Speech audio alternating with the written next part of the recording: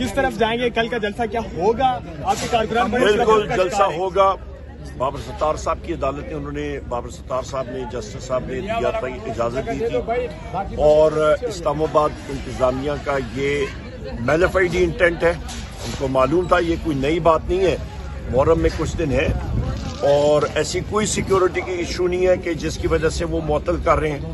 और इंशाअल्लाह मसला सारा ये है कि फॉर्म 47 वाली हुकूमत शहबाज शरीफ हो गई या मरियम नवाज हो गई या इनका बलूचिस्तान का सीएम हो गया या आपका सिंध का, ये खुद तो जलसा कर नहीं सकते, अवाम में जा नहीं सकते। सारे चोर डाकू फरेबी अवाम की जेबों के जेब तराश हैं ये।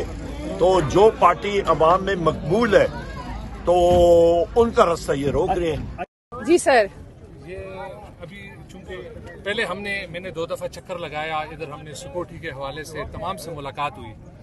अभी वो कहते हैं कि आपकी एनओसी कैंसिल है, डिस्ट्रिक्ट इंतजामिया। अच्छा, ये मजिस्ट्रेट साहब करें तो मैं आपको थोड़ा सा बता दूं सर।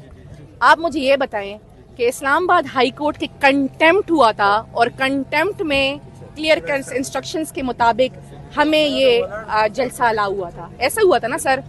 सबको पता था कि मुहर्रम है, यही हुआ था ना सर? डीसी साहब को भी पता था कि मुहर्रम है।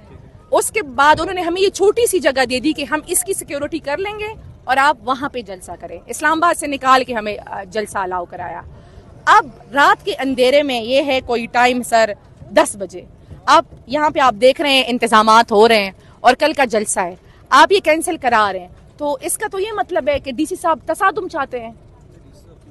तो फिर आप खुद बताएं सर। हमने आपको सीधी बात कन्वे की है कि इस वक्त एनओसी कैंसिल हो चुकी है जी, ठीक है, उसको हम जो है ना आगे कन्वे करने आपके पास आए जी, ठीक है, तो काइंडली आप जो सर है आप ना कुछ इसको रिटर्न देंगे हमें कि कल हम उसी जो आप रिटर्न देंगे उसी के मुताबिक हम डीसी साहब को छोड़ेंगे नहीं और उसी रिटर्न के मुताबिक हम इस्लामाबाद हाई कोर्ट जाएंगे।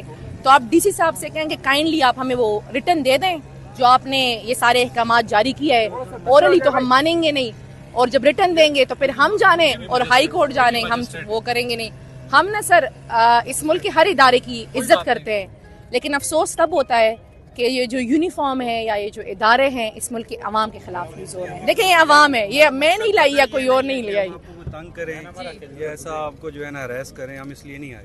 हम एक मैसेज आपको कन्वे करने आए हैं, ठीक है। इसमें बहुत सारे इश्यूज होते हैं, सिक्योरिटी नहीं वो सारी आपकी मैं रिस्पेक्ट करती हूँ सर और मैं आपकी वो बात भी मानती हूँ। आप मुझे इन राइटिंग दें, डीसी साहब ये इन राइटिंग दें कि उन्होंने रात के 10 बजे एनओसी कैंसिल करा दिया है, फिर हम जाने, डीसी साहब जाने और इस्लामाबाद हाई कोर्ट के वो जज साहब जिन्होंने हमें अलाउ कराया था कंटेम्प्ट में वो जाने। अगर डीसी साहब को ये लगता है कि वो ओरली हमें ये इंस्ट्रक्शंस पास कर देंगे और कल जी इस्लामाबाद हाई कोर्ट में मुकर जाएंगे कि मैंने ऐसा कुछ किया नहीं था और इन्होंने खुद ही जलसा खत्म करा दिया, जो पिछली मरतबा इन्होंने हमारे साथ ये ड्रामा करने की कोशिश की, हम पीछे उन्होंने इस्लामाबाद हाई कोर्ट में कहा कि हमने अलाउ कराया था, इन्होंने खुद जलसा नहीं किया।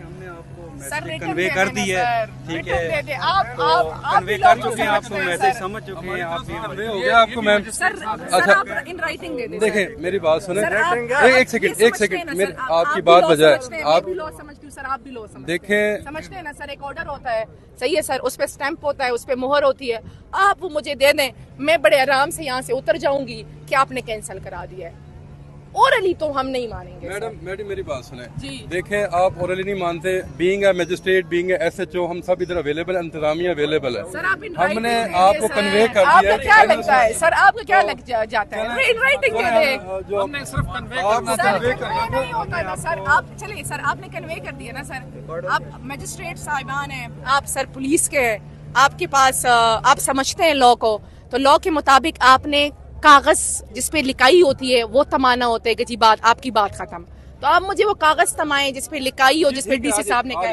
आज थैंक यू सर। देखें जी, मिशाल मुझे ये बताएं कि ये आपको मैसेज कन्वे करने आए थे कि एनओसी मुअत्तल हो गया, आप यहाँ से चले जाएं, इंतजामात यहाँ से उठा लें, क्या कहेंगे? देखिए जी, ऐसा थोड़ी होता। मैं इसलिए यहाँ पे मौजूद हूँ कि मैं पार्टी की लीगल कोऑर्डिनेटर हूँ। मुझे भी लॉ की समझ है और इन्हें भी लॉ की समझ है। मुझे कागज का टुकड़ा थमाएं जिसपे इन राइटिंग हो कि जी मुअत्तल हो गया है, उसी बेसिस पे हम जाएंगे हाई कोर्ट। ऐसे थोड़ी होता। हम तसादुम नहीं चाहते, लेकिन इन राइटिंग दे हमें। अल्हम्दुलिल्लाह इंशाअल्लाह हम ये समझते हैं कि ये एक कंटेम्प्ट ऑफ कोर्ट की प्रोसीडिंग्स थी और हम उसको चलाएंगे। आमिर मुगल को गिरफ्तार करने का मकसद ये था कि किसी तरीके से इनके रास्तों में रुकावटें पैदा की जाएं। और फिर रात से मैं डीसी साहब के साथ राब्ते में हूँ, क्योंकि ये कोर्ट में अंडरटेकिंग देकर आए हैं, कोर्ट में एनओसी दिया है, कोर्ट के आर्डर की निगरानी में हम ये जलसा कर रहे हैं।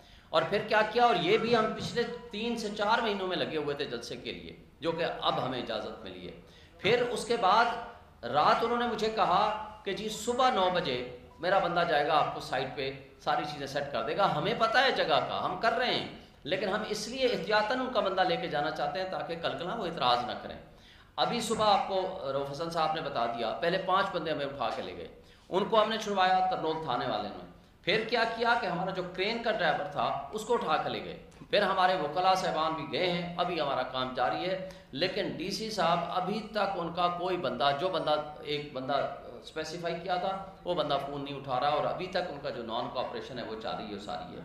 ये एक कंटेम्प्ट ऑफ कोर्ट है। हमारे आमिर मुगल को गिरफ्तार करना ही ये लीगल है। और खान साहब का आज का जो कौल है, उन्होंने कहा कि वक्त के यजीद की गुलामी से मौत बेहतर है। ये आप लिख लें, खान साहब का आज का कौल ये है कि वक्त के यजीद की गुलामी से मौत बेहतर है।